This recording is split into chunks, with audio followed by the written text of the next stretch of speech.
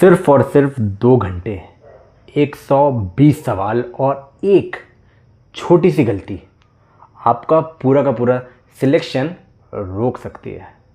लेकिन असली खेल क्या है यहाँ पर आप लोगों को पता है? ये एग्ज़ाम जो है ना उतना मुश्किल है नहीं जितना लोग इसको बना देते हैं एंड लोग इसको बना रहे हैं। ठीक है, तो अगर आप सच में बीओबी के एलबीओ क्लियर करना चाहते हो तो भाई ये वीडियो आप लोग पूरा देखना, बहुत ज़्यादा काम का होने वाला है। क्योंकि आज अपन लोग क्या देखेंगे, आज अपन लोग वो स्ट्रैटेजी देखने वाले हैं जो ज़्यादातर लोग समझते ही नहीं हैं। ठीक है, तो ये सारी चीज़ आप लोगों को समझनी होंगी एंड ये समझना बहुत ज़्यादा डिफ़िकल्ट है नहीं, क्योंकि ये समझना थोड़ा सा मतलब लॉजिकल है। ठीक है, तो लॉजिकल है, आप लोग वीडियो पूरा एंड तक देखो एंड आप लोग खुद समझ में आ जाएगा। सीधी बात अगर मैं करूँ तो भाई ये कोई यूपीएससी का एग्ज़ाम तो है नहीं सबसे पहले तो, और ना ही ये कोई ऐसा अलग दुनिया का एग्ज़ाम हो रखा है। ठीक है, बीओबी का एलबीओ एग्ज़ाम है जो पहले भी पिछले साल आ चुका है। ठीक है, सिलेबस इसका एसबीआई पी हो गया, आईबीपीएस पी हो गया, वैसा ही है। ठीक है, आप लोग कुछ अलग से नहीं पढ़ना है।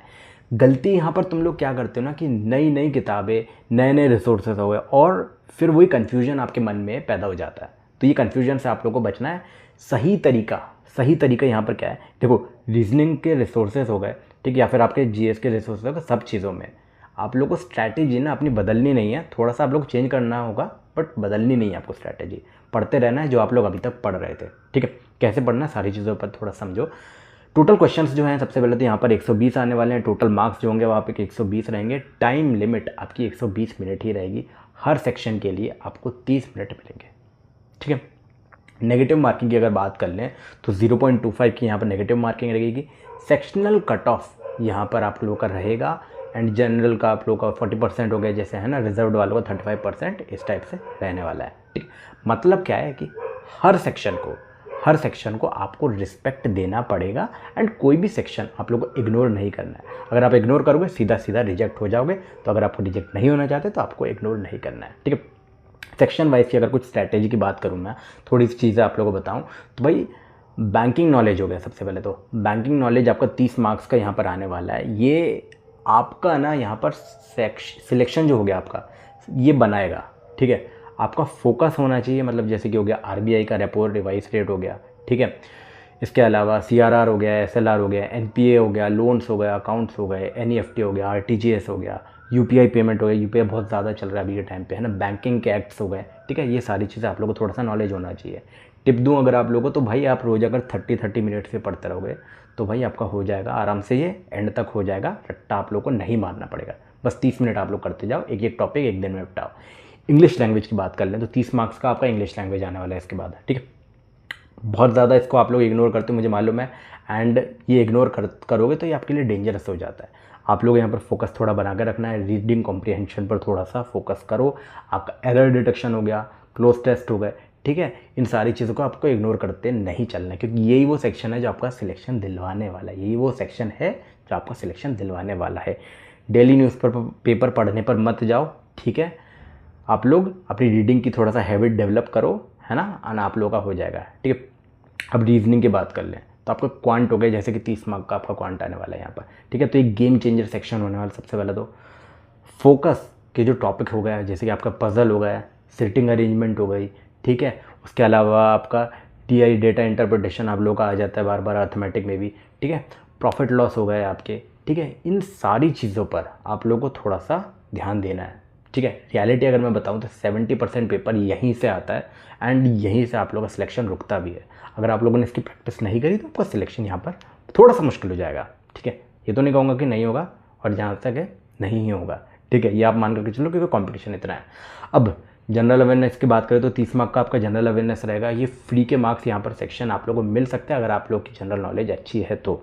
ठीक है, आखिरी के 6 मंथ का यहाँ पर करंट अफेयर्स आने वाला है। ठीक है, इसमें आपका बजट हो गया, जीडीपी हो गया, इन्फ्लेशन हो गया, इन्फ्लेशन का डेटा हो गया, आपका स्टैटिक जीके हो गया, यहाँ पर आप लोगों का इंपॉर्टेंट रहेगा। ठीक है, स्ट्रैटेजी अगर बताऊँ तो भाई इसको भी डेली आप 30 मिनट्स लेते जाओ, तो 30 मिनट्स ये और 30 मिनट्स बैंकिंग अवेयरनेस, दोनों आप लोगों का बहुत सारा टाइम बचाएगा। आखिरी मिनट पर आप लोग को हौच पौच दिमाग में नहीं होगा। ठीक है, अब थोड़ा सा और इम्पॉर्टेंट चीज़ पर बात चलते हैं। तो अपने एक थोड़ा सा जनरल बात करिए।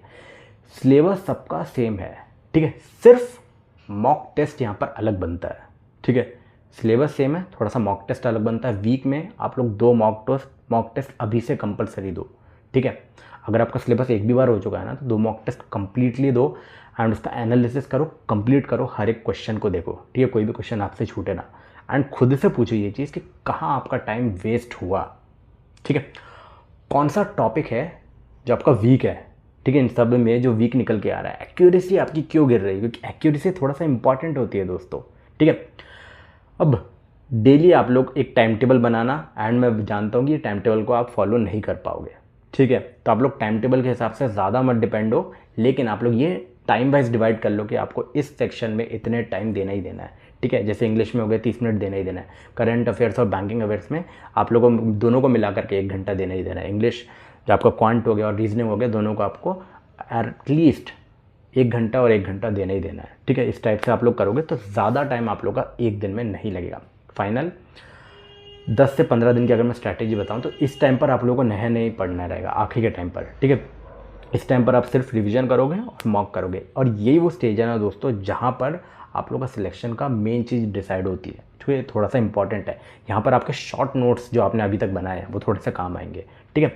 तो आपका जो सिलेक्शन प्रोसेस है यहाँ पर थोड़ा सा आप लोग को बना करके चलना पड़ेगा, इन सारी चीज़ों को, सारे पॉइंट्स को आप लोग को याद रखना पड़ेगा, ठीक है। देखो बहुत ज़्यादा टफ नहीं है, ठीक है, जैसे कि हो गया आपका लैंग्वेज टेस्ट होगा या आपका जीडी इंटरव्यू, मतलब एक चीज़ आप लोग साफ रखोगे, वह सिर्फ पढ़ाई नहीं, यहाँ पर आपकी पर्सनैलिटी भी थोड़ी सी मैटर करेगी, है ना। इन सब चीज़ों का अगर आप लेकर के चलोगे तो मैं आप लोगों को बताऊँ कि भाई ये साल के एंड तक आप लोग के पास एक बहुत अच्छी नौकरी आप लोगों के हाथ में होगी। ये एग्ज़ाम टफ़ नहीं है, ठीक है, टफ़ नहीं है, कंपटीशन थोड़ा सा यहाँ पर टफ़ तो है ही, कंपटीशन टफ़ है, एग्ज़ाम टफ़ नहीं है। डेली के कंसिस्टेंसी अगर आप रखोगे तो भाई आपका लगा निकल जाएगा। एंड जो चीज़ आप लोग अभी तक पढ़ रहे हो ना, वही सिलेबस है, सिलेबस में कुछ आप लोग को अलग से नहीं पढ़ना है, ठीक है। तो तुम्हें 100 चीज़ें नहीं पढ़नी है अलग अलग तरीके से, ठीक है, बस वही जो 4 चीज़ जो तुम अभी तक पढ़ते हुए आ रहे हो ना, जो तुम्हारा हो गया मॉक टेस्ट हो गया, एनालिसिस हो गया, रिवीजन हो गया, कंसिस्टेंसी के साथ में करते रहो, ठीक है। एंड ये चीज़ तुम्हें अभी ही नहीं एंड तक करनी पड़ेगी। अगर तुमने ये स्ट्रैटेजी को सही तरीके से फॉलो किया तो BOB का जो LBO है तुम्हारे लिए मुश्किल नहीं रहेगा, ठीक है। और ऐसे ही रियल नंबर तुम्हें मिलते रहेंगे, है ना। हर कहीं तुम्हें स्ट्रैटेजी के लिए 50 जगह नहीं भागना है, ये बात याद रखो, ठीक है। चैनल पर नहीं हो तो सब्सक्राइब कर देना, बेल आइकन दबा देना, क्योंकि जो चैनल है ना दोस्तों तुम्हारी पूरी जर्नी में बहुत काम आने वाला है। अगर ये वीडियो हेल्पफुल लगाओ तो भाई ज़्यादा सोच मत, सीधा सब्सक्राइब बटन ठोक दो, क्योंकि इस चैनल पर रोज़ तुम्हारे लिए मैं काम की वीडियो लेकर के आता रहता हूँ। इसके अलावा दोस्तों आपके मन में कोई भी अगला सवाल होता है तो आप लोग मुझे कमेंट कर सकते हो, मैं अगर रिक्वायरमेंट होगी तो उस कमेंट पर अलग से एक नया वीडियो लेकर के आऊँगा। ऑलराइट दोस्तों, तो आज की वीडियो में इतना ही, अपन मिलेंगे अपने अगले वीडियो में। तब तक के लिए अपने माँ बाप की सेवा करो, भगवान की सेवा करो, खूब भक्ति भाव के साथ पढ़ाई करो, भगवान करे आपको आपकी मनपसंद नौकरी मिले। अपन मिलेंगे अपने अगले वीडियो में, तब तक के लिए बाय बाय।